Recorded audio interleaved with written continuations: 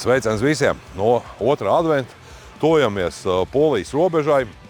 Redzam, mašīnas ir uzkrāmētas.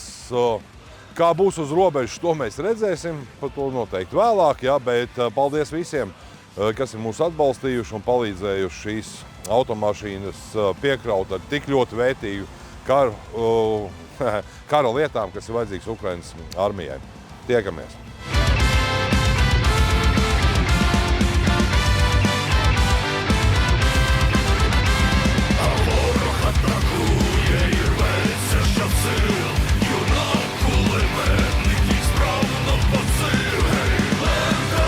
Sveiciens no saulainās Ukrainas! Šodien mēs nododam Ukrainas karavīriem Latvijas sabiedrības saziedotos nepieciešamās militārās lietas, kā ekipējumu. Paldies Kondoram un Milkampam par sniegto atbalstu. Un domāju, ka arī gan ekipējums, gan medicīnas preces, gan droni, FPV droni, Maviki palīdzēs Ukrainas karavīriem aizstāvēt savu zemi. Un Ukraina vienmēr bija, ir un būs, neskatoties uz visiem mūsu vaķņiku, kā saka, mēģinājumiem diskreditēt, ja, ka šī palīdzība nav vajadzīga. Ja. Tā kā slāva Ukrainai!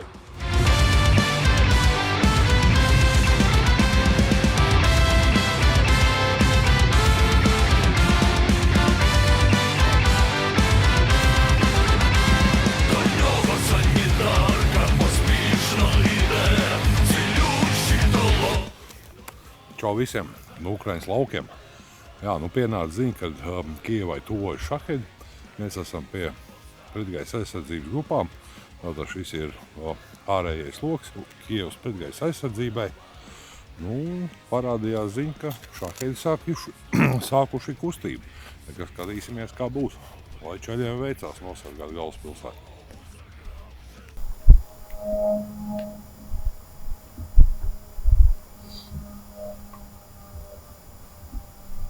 Jā, kurai šaheids jau aiziet garām. Kā večs saka, Krievi jau zina apmērā viņu pozīciju un viņi mēģina aplidot. Jā. Un turklāt arī ierobežojums. Šeit ir daudz ciemu apkārt. Viņiem ir zināms šaušanas sektori, kur viņi var atklāt šo uguni, lai šīs lodes nebirt uz ciemiem virsū. Tā kā redzam, ka Krievi nav muļķi. Viņi ir izpētījuši, kur atrodas šīs mobilās grupas, jā, un tādā veidā mēģina izmanevrēt starp šīm grupām. Є дуже багато модифікацій нових шахедів. Є шахеди з різними бойовими частинами і є шахеди з касетними боєприпасами, які атакують мобільно-вогневі групи, вроді нашої.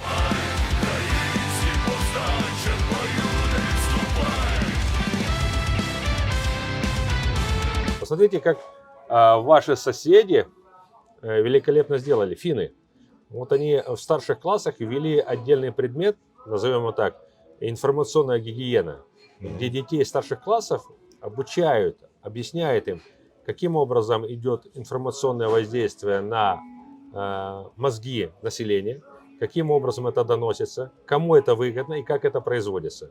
То есть это как раз государственная контрпропаганда, которая позволяет вырасти абсолютно критически способное мыслить, критически правильно подготовленное молодое поколение.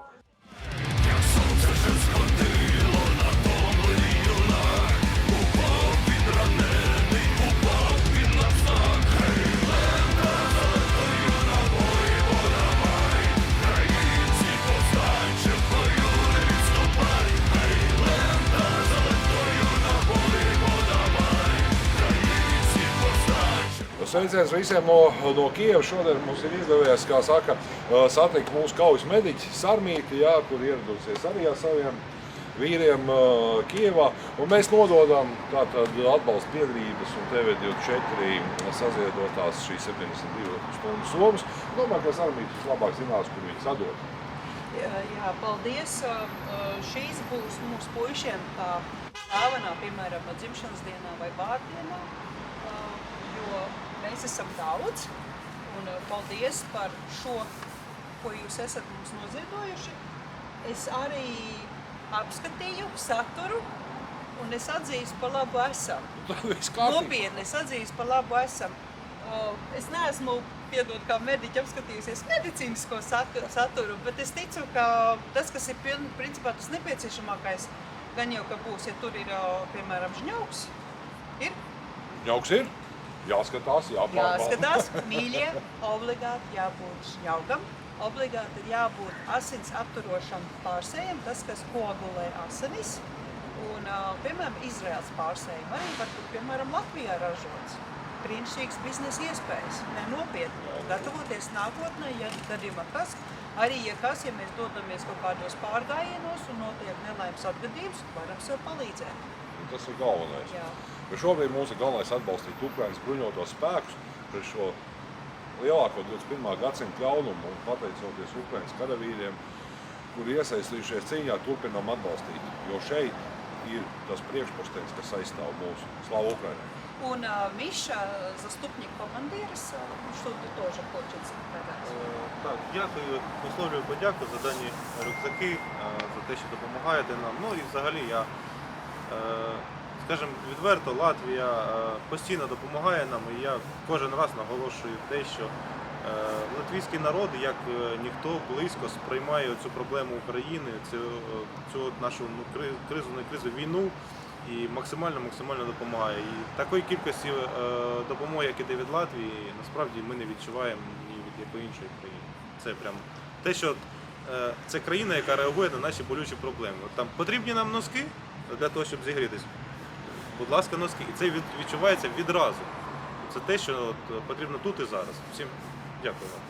Un tas arī dod man spēku būt šeit un arī justies, pozitīvi lepnai, kas esmu latvieta. Bet jūs pat iedomāties, ir grūti, nav viegli būt karā, nav viegli būt citos tādos apstākļos, jo un tad, kad atbrauc latvieši un es redzu, kā atbalsta, tas jūs sasildat arī manu dvēseli un tas dod spēku, ko esmu jau teikusi, turpināt šeit būt un palīdzēt. Paldies jums par to. Paldies, Anīt, arī tev.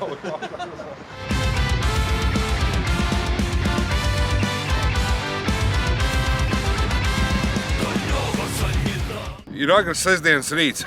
Esam atgriezušies Tēvzemītē, kur mūs sagaida nepatīkamu laiku, bet ne par to ir šis stāsts. Šis stāsts ir par to, ka mēs, pateicoties Latvijas sabiedrības atbalstam, nogādājam Ukrainas karavīriem tik nepieciešamās lietas. Ģenerators, ekipējam no Milkampa, zeķes, silto apakšveļu, galvenais arī dronus, gan FPV, gan Maviks, kas ir vajadzīgi Ukrainas karavīriem.